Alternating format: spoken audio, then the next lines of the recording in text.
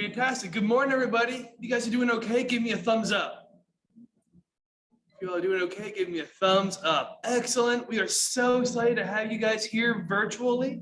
I know we've worked with Miss Wright for a while, but do me a favor. Raise your hand if you've ever been to the museums in person before. Couple of us.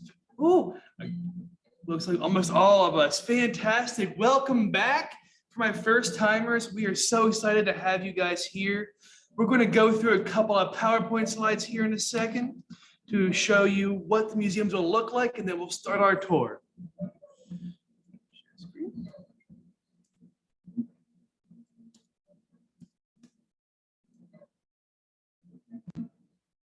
Fantastic.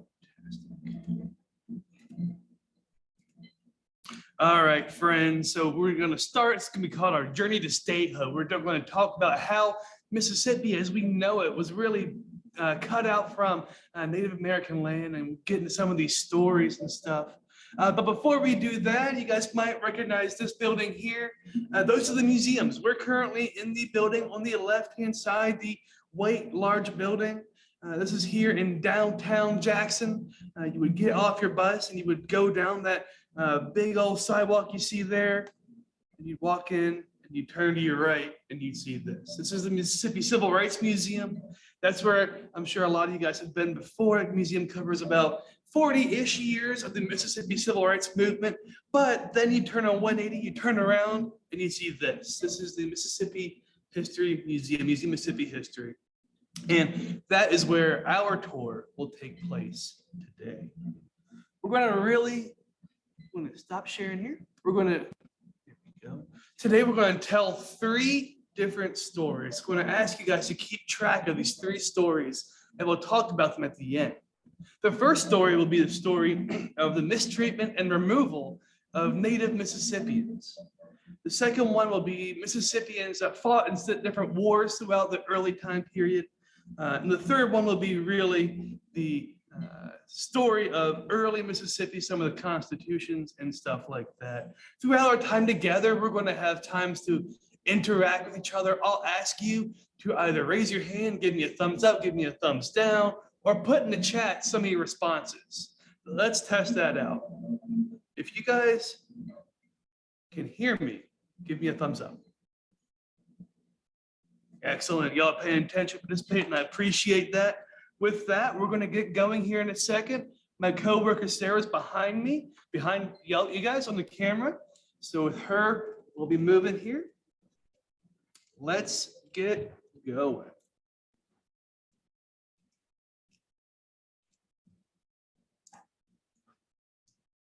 As you guys can see, we're going to spend a lot of the time in the Joining the United States Gallery. And we're going to talk and start off talking about what was dubbed the Mississippi Territory. So I'm going to share my screen again, and we'll go to our PowerPoint slide.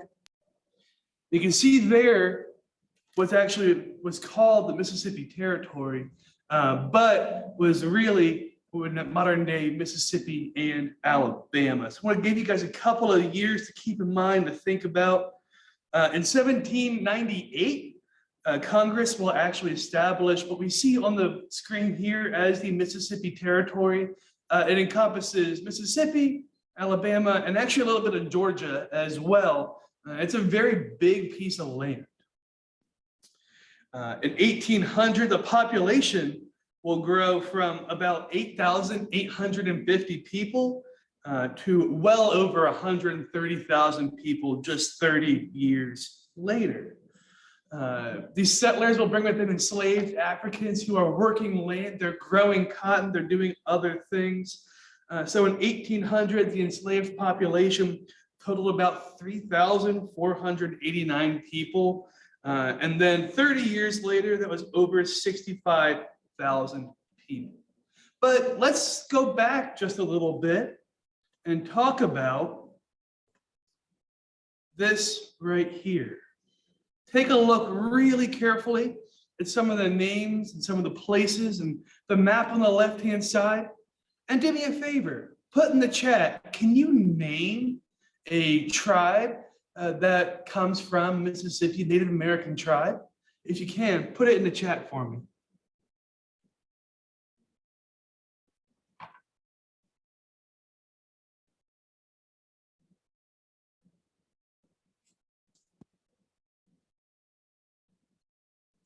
Excellent.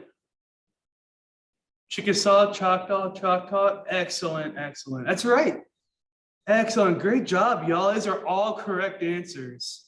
That's right. We're right now standing on Chickasaw and Choctaw land, right? And so, exactly. Great job, y'all. The three major tribes in what we now call Mississippi were those Chickasaw and Choctaw, but also our Natchez neighbors as well. The Natchez really will live down the southeast part of the state, but those are the three that really play a big part in our story today. So in the year 1820, still a long time ago, about 2/3 of what we now call Mississippi was occupied by the Choctaw and the Chickasaw peoples. You can see here some of these treaties. And one of the first treaties was the Treaty of Doak's Stand in 1820, and it forced the Choctaws to give up about half of their homeland. But question for you, can you put in the chat your definition of the word treaty? Because we talk about treaties a lot, and I'm wondering how you guys might think that would be defined. No, not quite a tree, though. I'm sorry, treaty. I'll spell it out here in the chat for you. Okay, agreement, excellent. Treaty. I do have a weird accent, so I apologize for that, friends. Okay, excellent, excellent. I see lots of folks saying agreement, agreement, excellent. That's right. So while these are definitely all correct answers, it's exactly right. What we see happening with these treaties is that they're really forced agreements. We have native sources that talk about being stuck between kind of a rock and a hard place, because if they don't give up their native homeland, they really feared retribution and violence from the people trying to take it over.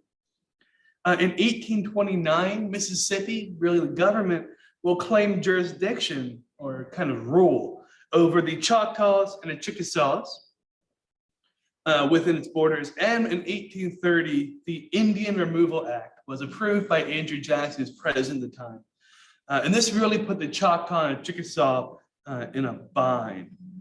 Some of them began to adopt Western concepts. So think about concepts brought over by white people from America, thinking about things like land ownership and Christianity and schooling, attempting to appease those that were trying to take over their land.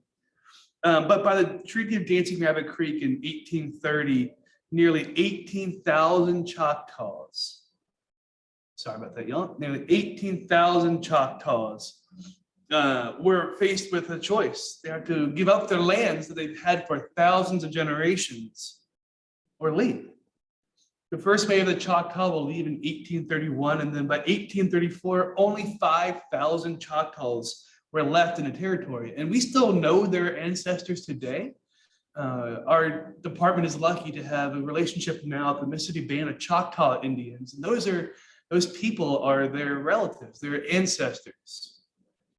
The Chickasaws, meanwhile, left no people whatsoever in the territory because they're all forced to leave.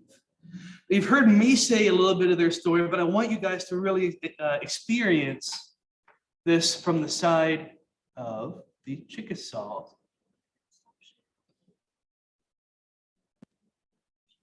Okay. Cool. There we go. Sorry, y'all. I am atrocious with technology, and my coworker Sarah is a pro at it, so she just saved the day. And what I want to invite you guys to do is to listen very carefully to what this gentleman is saying. Think about what this means to his people, his story.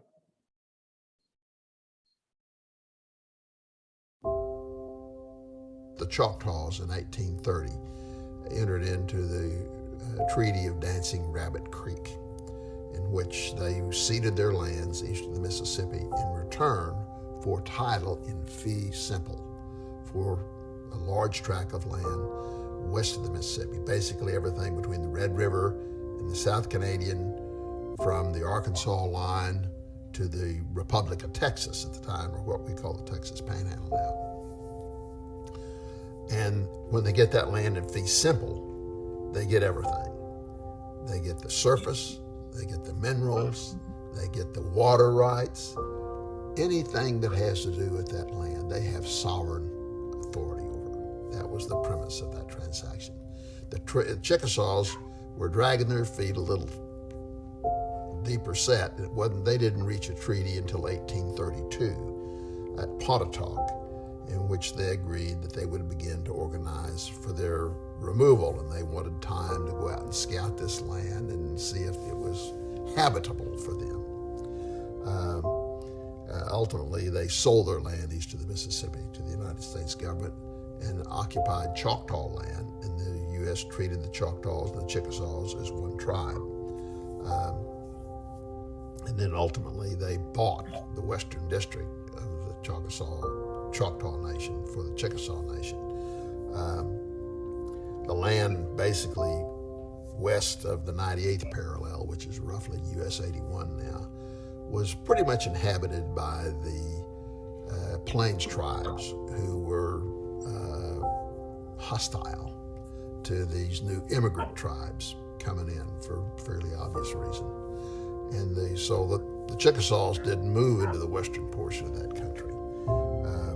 But those two treaties were the basis of them moving from east of the Mississippi to the lands I've just described. And it was done on the basis that this was their sovereign nation, that they had sole control over, and that the United States' role was to build forts to protect them from hostile Indians or trespassing whites.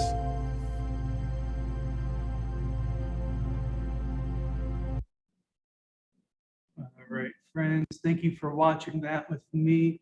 We're going to now move just a little bit to talk about this piece we have on display here, this treaty, but we also have a handy dandy slide I'll pull up that has a picture of it. I'll learn my newfound technology skills and use those. Oh, it'd be really cool if this will play. Excellent. So this here, friends, is a baldric worn by a gentleman named William Colbert. William Colbert is a Choctaw leader. He's a gentleman who actually will, I'm sorry, it's a Chickasaw leader, I apologize. He will fight in the American Revolution. As a matter of fact, he fights and serves so valiantly, so bravely, that George Washington himself sends him and his brothers an American military uniform. And Colbert does this because he feels as though this would be a way to become ingratiated with these people who are fighting to take over America, take over these native lands, and hoping and praying that America would not encroach upon the native lands of his people. Now, Colbert is someone who's a bit of a tragic figure. He is one of those people that is forced to sign many of these treaties. But I want to ask you guys to do some critical thinking. What do you think were the consequences of Native American removal for Native American people? Put in the chat what you think some of the consequences might have been. And I want to ask Sarah, I can see this baldric here, but to also point out in this mural, the gentleman, the leader there, is also wearing a very similar baldric. Put in the chat what you think. Okay, Marvin says they got killed. Demetrius says they got beat. They left everything they loved. They lost their homes. They've married. Oh, wow, y'all get going. Good. This is awesome. Ooh. Excellent. That's right. They lost their homes. They had to leave. They had to leave everything they knew. They got hurt. Excellent. Y'all are paying great attention. That's exactly right.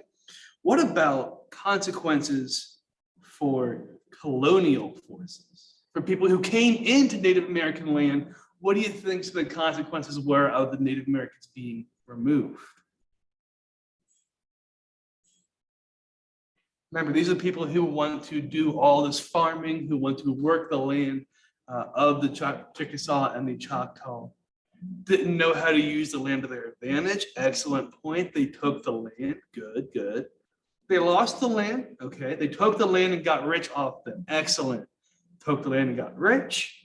Fantastic. It's exactly right, friends. Now, one more group of people I want to ask you all about. What about the enslaved people who are being brought over to work the land? What is the consequence that they may have experienced from land removal? Free labor. Excellent, excellent. Great job, y'all. Everybody's got it right.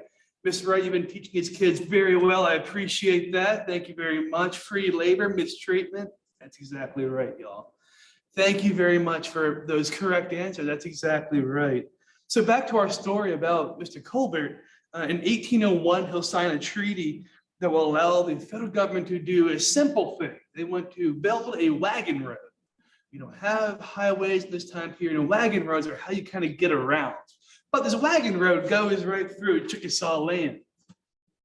But remember, he's forced to sign this treaty.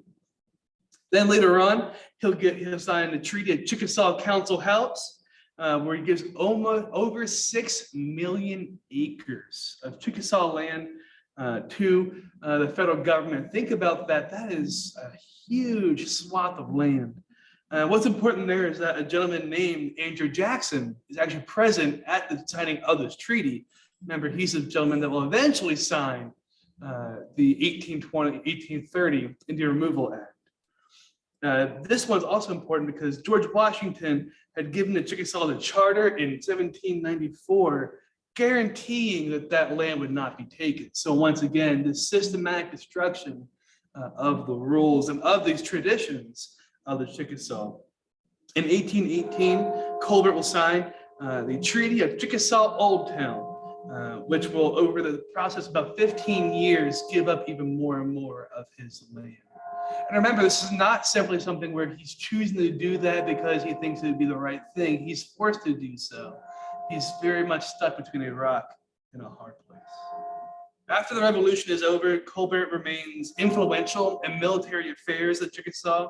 And he will actually die in 1836, having lived a really illustrious and eventful life. And so that this wonderful baldric we have here, the story of it is it's given to a Dr. John Miller as a gift. We're going to now switch up to our next story, which is Mississippians in War. Now raise your hand in the chat, or just, I can see all your faces, so just raise your hand for me like this if you've ever heard of the Creek War. All right, don't feel bad if you haven't. Okay, I see a couple of hands.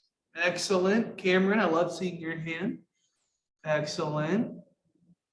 What about the War of 1812? Raise your hand if you've ever heard of the War of 1812. Excellent. Couple more hands. Who's ever sang the national anthem?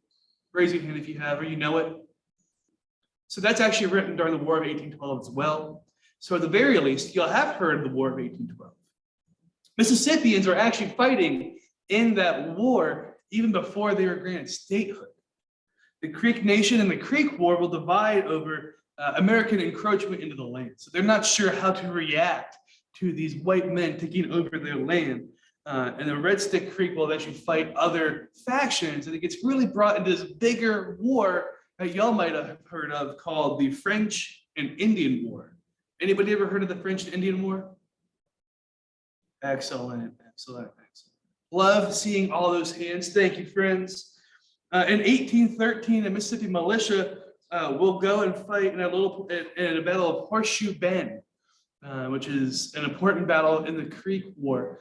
Once again, Andrew Jackson is part of this. Excuse me. Then in the War of 1812, Mississippians will fight. They're based out of the town of Natchez. Raise your hand if you've ever heard of Natchez before.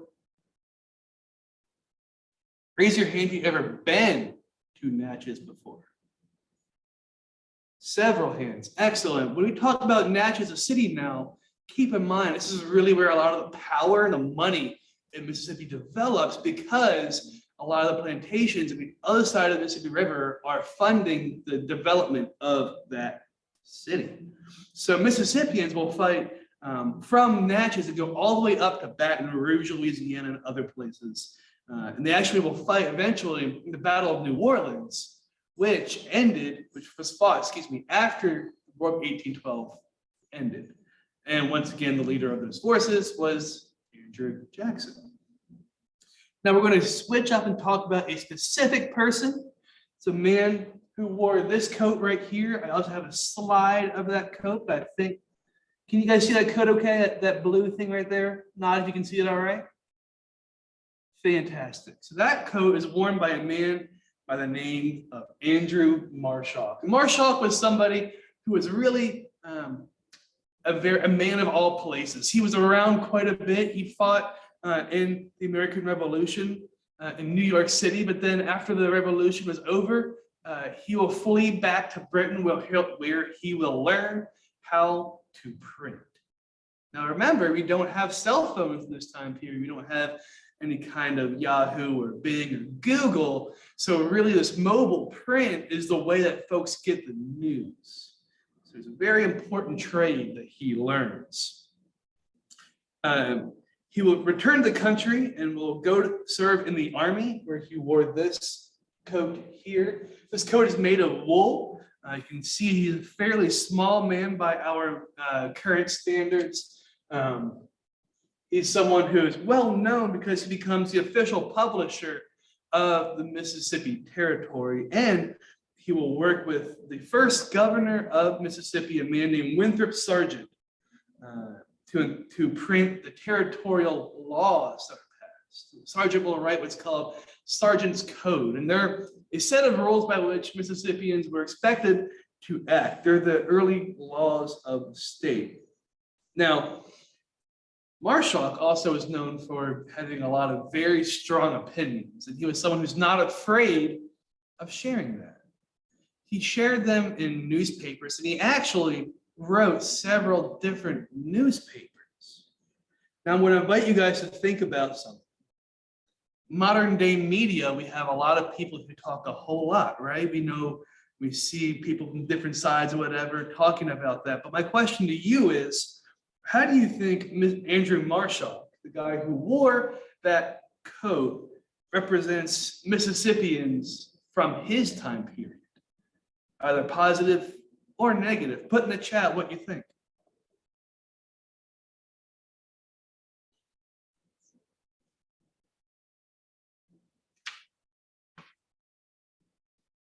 Excellent. Y'all see, yep, he's probably very proud of what he does. That's right. Proud to serve. Excellent. Something about Marshall as well is that he's from that Natchez class we talked about earlier, right? He's someone who's part of this class of Mississippians that will rule the state, arguably still does, talking about white people who had a lot of money. Because they had a lot of money, they kind of had sway. And they write two constitutions. We'll scooch just a little bit this way. You can see the flag behind me because in 1817, Mississippi is granted statehood. In 1817 as well, we have a constitution written that only gives the vote to rich white men. Who can't put in the chat for me who is not able to vote according to that constitution? If only rich white dudes can vote, who cannot vote?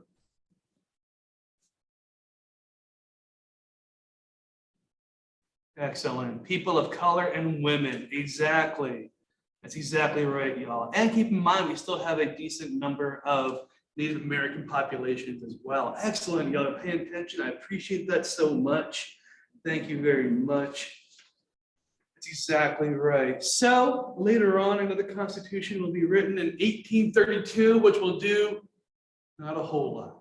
They will only take away the requirement that the rich white men have land in order to vote. So give me a thumbs up. Is that still a fair constitution, or is that unfair? Are people being heard or being silenced? That's exactly right. Lots of thumbs down. That's exactly right. Thank you very much. That's exactly right. We're going to now move over to our moke cabin because I want to show you guys just a small peek into how Mississippians lived in this time period. So this is an inside view of someone's home. This would be what we would call a dog trot house, very common. And you can see really carefully when I asked my friend Sarah to zoom in on that bed for us specifically. You guys see that bed there? Give me a thumbs up if you've ever heard the saying, night, night, sleep tight. Couple of hands. Excellent. So did you know that that saying comes from this time period? Because if you look carefully, where's the mattress? It's just rope. So if you don't tighten the bed at night, you're going to wake up and your backside is going to be on the floor, right? So that's a very commonplace example of how folks would have lived. We have these scenes throughout our museum depicting how Mississippians lived in different time periods. The moat cabin is an early example of a settler's home. Now come with us on one last move, and then we'll talk about the cotton gin, and then we'll have a couple of minutes for questions. So be thinking about any questions you might have as well. Mr. Wright, you look really cold. I am so sorry to see that. All right. Let's see if we can put that. Oh, It's cold in here too, I understand. I'm just it rained this weekend and I kind of got wet. okay. All right, y'all. So look really carefully at this machine right here.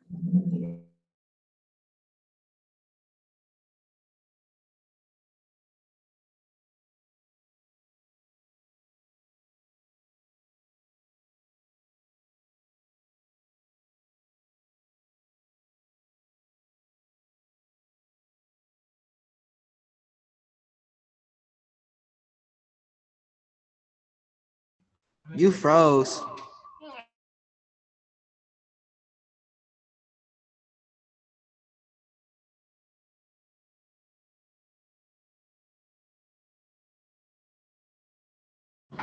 We can't hear you because you're frozen.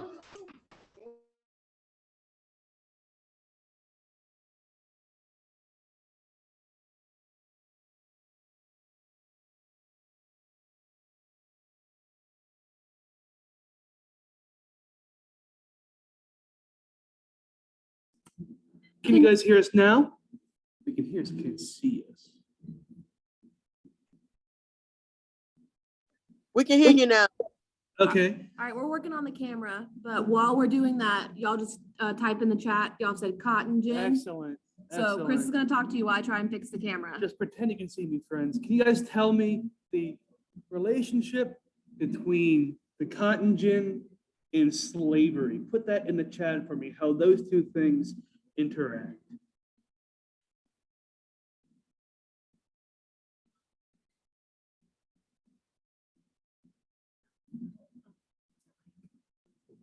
That might be why it's like freaking out.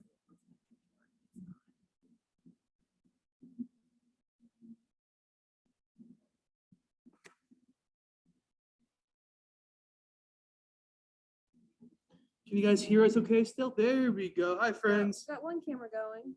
This can work for now. You guys see us okay? Excellent. So if you guys can do me the favor, our tour is almost done, so it's not a big deal. Can you put in the chat for me the relationship between that cotton gin and slavery? How do those two things interact? What do y'all think? Or you can raise your hand and I'll pick on you and you can answer for us out loud. Either way is fine.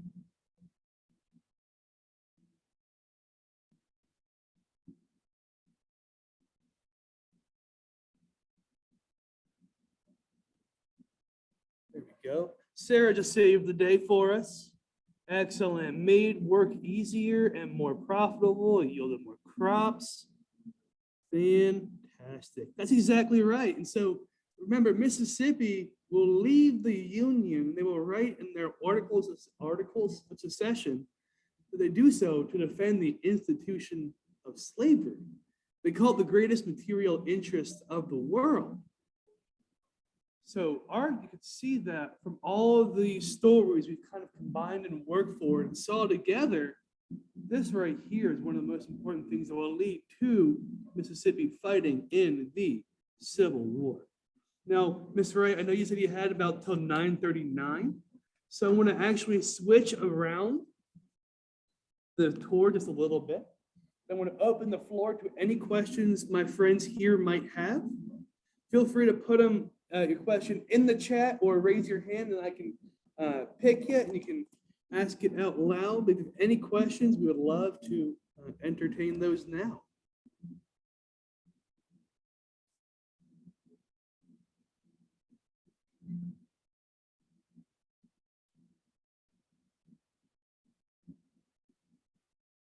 Any questions, friends?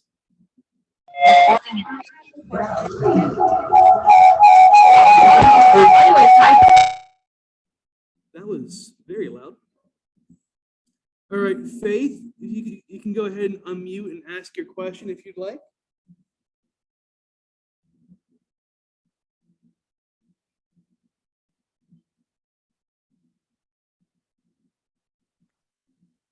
Somebody's typing one in now. Cool, that works for us.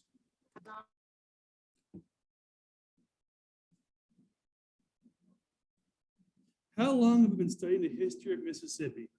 About 3 years, actually. I moved down here in 2018 to work at a different museum, and I've been loving it ever since. But the short answer is about 3 years and 4 months or so. It's incredible. The history of Mississippi is really not just Mississippi, right? It's the history of the world in a microcosm. So I think it's like the old Faulkner quote, to understand the world, you must first understand a place like Mississippi. That's pretty true, especially around here. Where am I from? Pennsylvania originally. So I have a weird accent, but I'm really from all over. Went to high school in Dallas area, college in Arkansas, work in Virginia. I've moved around more than I probably care to admit. But I'm here now for the long haul, doing my grad work over at Jackson State University. So I'm pretty stuck here for a while, and I kind of like it that way. Why do I want to come down here? Well, I'll answer this one last question about myself, but I do want y'all to ask me questions about the topic. I wanted to come down here because I love history, and I was given a set of skills about history that I'm really only good at that. You can ask my coworker behind me. I'm pretty atrocious at math, and I'm horrendous with technology, but I can talk about history till I'm blue in the face. But I would really love to hear any questions y'all might have about the topic today, thinking about early Mississippi during the statehood. Third part of the two museums. I actually really enjoy the gallery we just talked about quite a bit. I think it was a great job of equitable interpretation, which is important to us here at work. And then my other favorite part of the museum is the I Question America Gallery in the Civil Rights Museum. Miss Fannie Lou Hamer is someone I was unfamiliar with till I moved here, and she's still probably the most inspirational person I can think of in these museums, and that's saying something. All right, friends, if you have any more questions about the tour, I'm happy to answer them. Otherwise, Miss Wright will throw the reins back to you. Oh, to answer your question, I love Mississippi, and I hope it loves me. Thank you, friends. I appreciate y'all so much. If you have any questions, please stop by. I know y'all are JPS school. Tell your parents or your family, free admission on Sundays. And we have a really tasty cafe. If you guys want to get lunch, I recommend the shrimp and grits. Thank you, friends, very much. And Miss Ray. We appreciate you. Thank you so much. Thank you, guys. We appreciate you. I've been trying to tell them a little bit, because, this term is what, they will be learning all about Mississippi when they come back after Christmas. So I was just trying to get them ready. Definitely. Well, we're glad you guys stopped by for the tour. We have a recording. Yeah, so Ms. Bright, I'm going to be emailing you this afternoon, the recording to share with your students who weren't able to be here this morning due to testing. So much. Thank you so much. We had testing, and so there was nothing I could do about it, and so just wanted to. Yeah. All right, friends. God bless, and thank you so much. Have a good one. All right.